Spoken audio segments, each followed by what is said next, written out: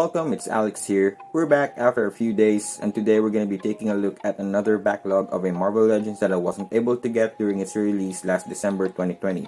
Today we're going to be taking a look at Marvel Legends Retro Vintage Collection Remy LeBeau, better known as Gambit.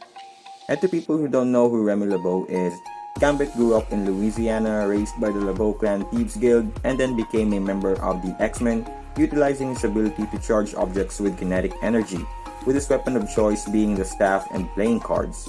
This Raging Cajun is a re-release of the Gambit that we got previously from the Caliban Wave, which shares almost all of the parts except for the head, which I think is more superior looking along with some vibrant colors. And I guess it was an unexpected re-release but a much needed one, along with Rogue and Storm in white suit, because those figures are skyrocketing in prices in the secondary market before. Rogue alone reaching up to $150 and was brought down upon the release, but it's still not being sold for SRP, which is around $50 to $60. Greed, man, greed. So going back to Gambit, I guess it was better that I wasn't able to get the Caliban Wave Gambit, because when this was announced, I knew immediately that this is the Gambit that I want in my collection. The Gambit that is in a more familiar classic 90s looking colors, closely similar to how he appeared in the Jim Lee 90s animated X-Men. And if you're a kid who grew up in the 90s with the older Toy Biz Marvel action figures, the retro card really hits the nostalgia, returning you to the good old days while actually having a modern rendition of those old figures, and that is what we actually see in the front. Clearly displaying Gambit along with the accessories that we will be getting, and it says Uncanny X-Men over there, while on the upper left corner it says Marvel Comics, along with the classic looking heads of the characters similar to what they put in the upper left corner in every Marvel Comics covers. Then we got Gambit's classic artwork, and what kind of gimmick does the figure got where this only says Battle Staff? And some more words at the back. Then we have Gambit's whole body shot similar to how they do it as well in the older days of these figures. Then we have an uncolored close-up shot of Gambit, and his bio right under, which says Gambit has the ability to mentally charge objects with explosive kinetic energy. Remy LeBeau relies on his superior card-throwing abilities and lightning-fast reflexes to turn the tide of battle in favor of the X-Men. And now let's get this thing open so we can have a closer look.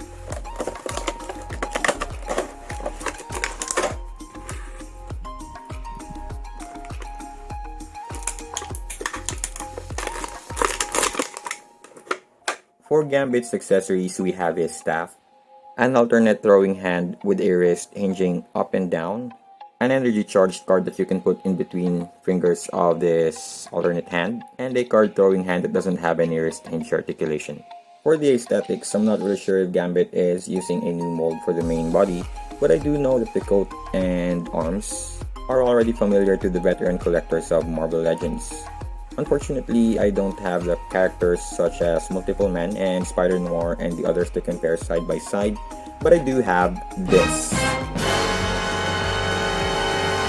So I hope that's reason enough why we gotta have this Gambit. But before we proceed to the articulation, I just wanted to say that Gambit's overall design, not just in the comics but also in Marvel Legends form, is just oozing with badassery and pure awesomeness. So cheers to the people who's a big fan of Gambit. I totally agree with ya. So we won't be diving deep into the overall visuals since most people have already seen what makes this re-release Gambit tick in other reviews, or if you have this or the older one already in your collection.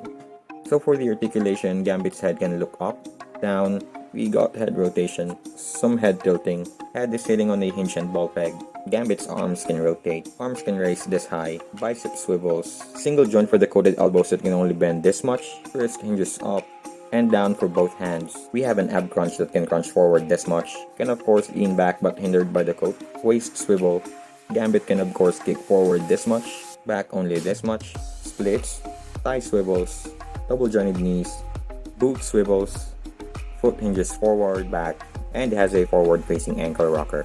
And then Gambit stands just a little over 6.5 inches. Here's Gambit with his shorty Toy Biz version, here's Gambit with the previously reviewed Endgame Thor, and here's Gambit with Rogue. That's my review for the Retro Vintage Collection Marvel Legends Gambit, and you can never go wrong purchasing this Gambit if you want to complete your 90s animated Jim Lee style X-Men roster. And if you're still waiting to buy and don't have any of the older renditions of Gambit in your collection, then this is the Gambit to go. I really have no complaints about this figure, and I'm just really happy to have upgraded my Toy Biz Gambit to this one, which I guess that makes my main X-Men roster complete, except for Forge and Bishop, which I'll be getting hopefully soon. So there you have it. Please click like if you like this video, subscribe if you like watching Marvel Legends action figure reviews and other stuff, and as always, thank you for watching. I'll see you on the next video.